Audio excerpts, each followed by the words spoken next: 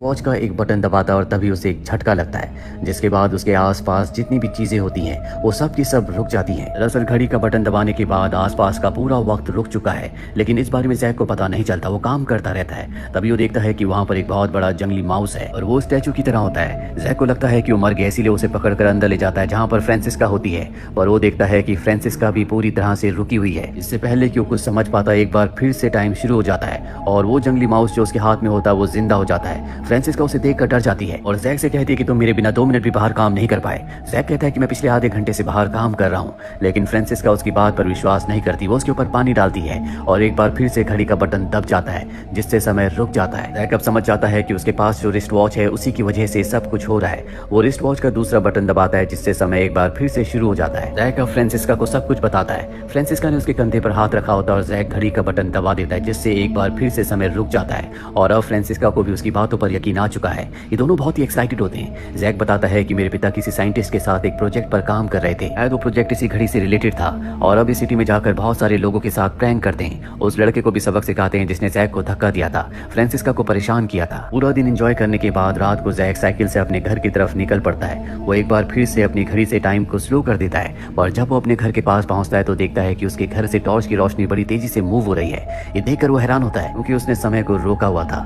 अब वो चुपके से अपने घर के अंदर जाता है जहाँ पर उसकी मॉम और उसकी सिस्टर दोनों फ्रीज होते हैं। इसके बाद वो बेसमेंट में जाता है जहाँ पर उसके पीछे एक लड़की आ जाती है जिसकी स्पीड उसी की तरह नॉर्मल होती है। वो गन से उसके ऊपर फायर करती है, लेकिन वो हट जाता है। एक समझ जाता है कि इनके पास भी वही टेक्नोलॉजी है जो उसके पास है, इसीलिए अपनी जान बचाकर घर से भाग जाता है। हेनरी गेट्स भी यहाँ पर होता है जो अपने साथी के साथ जैक का पीछा करता है। एक भागता हुआ हेनरी गेट्स की वैन तक पहुंच जाता है और तभी कोई अंदर से उसे खींच लेता है। अंदर साइंटिस्ट होता है जिसके हाथों में हथकड़ी होती है। तो जैक से कहता है कि अगर तुम अपनी जान बचाना चाहते हो तो यहाँ से भागो, और इसके बाद जैक उसकी गाड़ी को स्टार्ट करके वहाँ से निकल जाता है। हालांकि हेनरी और उसका आदमी उसका पीछा करते हैं, पर जैक उन्हें चकमा देने में कामयाब हो जाता है। और अब जैक के साथ जो साइंटिस्ट है उससे घड़ी छीनने की कोशिश करता है, क्योंकि घड़ी उसी ने बनाई है। जैक उसे घड़ी नहीं देना चाहता, जिसके चलते इनकी गाड़ी डिसबैलेंस हो जाती है। साइंटिस्ट गाड़ी से नीचे गिर जाता है और जैक की गाड़ी भी ऊपर से नीचे पानी में गिर जाती है। साइंटिस्ट कहता है कि घड़ी को भीगने मत देना, पर जैक उस घड़ी को बचा नहीं पाता, पानी में भीग जाती है।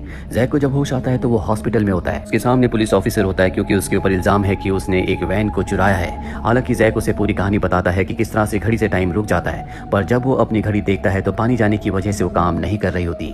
और अब यहाँ पर हेनरी गेट्स के लोग भी उसे पकड़ने के लिए आ जाते हैं। इसीलिए वो पी करने के बहाने से वॉशरूम में जाता है जहाँ पर वो घड़ी को लगातार सुखा रहा होता है। पुलिस ऑफिसर उसे कहता है कि तुम्हें बाहर निकलना ही होगा, और तभी एक पल के लिए घड़ी काम कर जाती है, जिससे समय रुक जाता है और अब जैक वहाँ से बाहर निकल जाता है। यहाँ पर हेनरी गेट्स के लोग भी हैं जिनके लिए अब भी वक्त उसी तरह से चल रहा होता है जिस तरह से जैक के लिए चल रहा है, लेकिन जैक उन्हें चकमा देकर भागने में कामयाब हो जाता है। उसी तरह फ्रांसिस्का के घर जाता है और उसे सब कुछ बताता है कि किस तरह से कुछ लोग उसका पीछा कर रहे हैं। फ्रांसिस्का कहती है कि मैं तुम्हारे साथ हूँ, और अब जैक अपने पिता तक पहुंचना चाहता है जो एक होटल में है। इसीलिए फ्रांसिस्का के साथ उसकी गाड़ी से होटल की तरफ निकल पड़ता है, पर जब वो होटल के उस रूम में पहुंचता है जहां पर उसके पिता ने स्टे किया था तो वो वहां पर नहीं होते।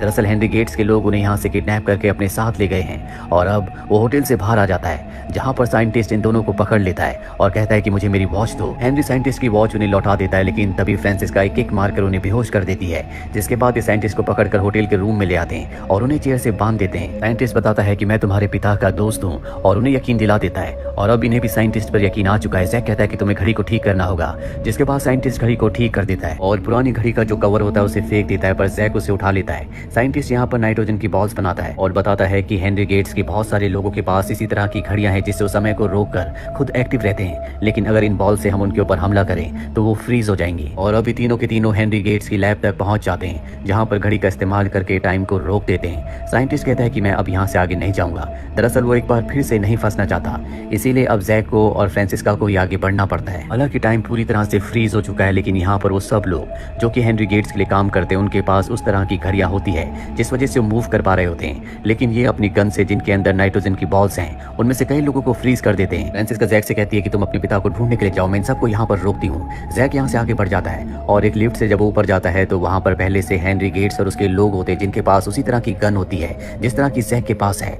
और वो जैक को फ्रीज कर देते हैं। उनके पास फ्रांसिस्का भी होती है जिसे इन्होंने पहले ही पकड़ लिया होता है। इसके बाद जैक के हाथ से उसकी घड़ी को निकाल लेते हैं और टाइम को नॉर्मल शुरू करके जैक को उस जगह ले जाते हैं जहाँ पर उसके पिता हैं। दरअसल उसके पिता अब भी हाइपर टाइम मशीन के अंदर काम कर रहे होते हैं, और इसके बाद जैक को और फ्रांसिस्का को दोनों को मशीन के यानी कि उस चेम्बर के अंदर डाल दिया जाता है जो कि एक हाइपर टाइम मशीन है जिसमें ग्लिच है, और इसी ग्लिच को ठीक करने के लिए हेनरी गेट्स ने जैक के पिता को किडनैप किया होता है। वहीं बाहर दिखाया जाता है है जहाँ पर एनएसए का एजेंट आ चुका है, क्योंकि आज वो दिन है जब हेनरी गेट्स को उन्हें अपने एक्सपेरिमेंट को दिखाना है। और वो एनएसए के एजेंट को अंदर नहीं आने देता, क्योंकि अब भी उसकी मशीन पूरी तरह से तैयार नहीं हुई। वहीं हमें दिखाया जाता है कि जैक अपने पिता के साथ और फ्रांसिस्का के साथ उसी हाइपर टाइम के अंदर है, जो एक तरह से घड़ी का बड़ा रूप होता है जिसमें ग्लिच है, और इसी ग्लिच को हेनरी गेट्स फिक्स करवाना चाहता है। वहीं हमें जैक को दिखाया जाता है जो समझ जाता है कि अगर ये मशीन पूरी तरह से ठीक हो गई तो हेनरी गेट्स इन सबको मार देगा, क्योंकि उसे इनकी कोई जरूरत नहीं होगी। इसीलिए जैक चेयर उठाकर लैब के ग्लास को तोड़ने की कोशिश करता है, लेकिन इसका कोई फायदा नहीं होता क्योंकि वो बहुत मजबूत होते हैं। आती हेनरी गेट्स लैब के चारों तरफ जो शटर होते हैं उन्हें बंद कर देता है, जिससे अंदर से कोई भी बाहर नहीं देख सकता।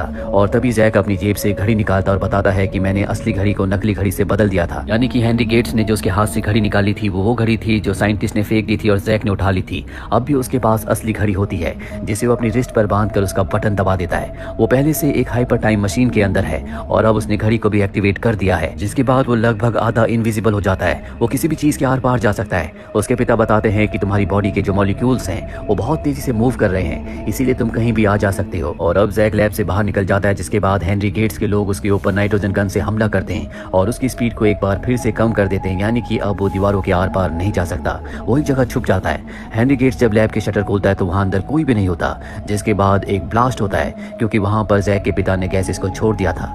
ये देखकर जैक डर जाता है, पर उसके पिता और फ्रांसिस्का दोनों जिंदा होते हैं। वो वहां पर रखी हुई टेबल के नीचे छुप गए थे। अब जैक अपने पिता और फ्रांसिस्का के पास जाता है और उनके साथ यहाँ से निकल ही रहा होता है कि इनके सामने हेनरी गेट्स आ जाता है, जिसके पास नाइट्रोजन गन है। और इससे पहले कि वो इनके ऊपर हमला करता, साइंटिस्ट आकर नाइट्रोजन गन से उसी के ऊपर हमला करके उसे फ्रीज कर देता है। इसके बाद जैक उसके हाथ से उसकी घड़ी को निकाल लेता है ताकि वो इसका इस्तेमाल दोबारा ना कर पाए। अब एनएसए के एजेंट्स भी अंदर आ जाते हैं, जो हेनरी गेट्स के सभी लोगों की घड़ियों को जब्त करके उन्हें गिरफ्तार कर लेते हैं। इसके बाद जैक के पिता अपने कोलिग साइंटिस्ट से मिलते हैं। साइंटिस्ट जैक के पिता से पूछता है, क्या तुमने मशीन के ग्लिच को ठीक किया? क्या मशीन अब रिवर्स काम कर सकती है, यानी कि एंटी एजिंग?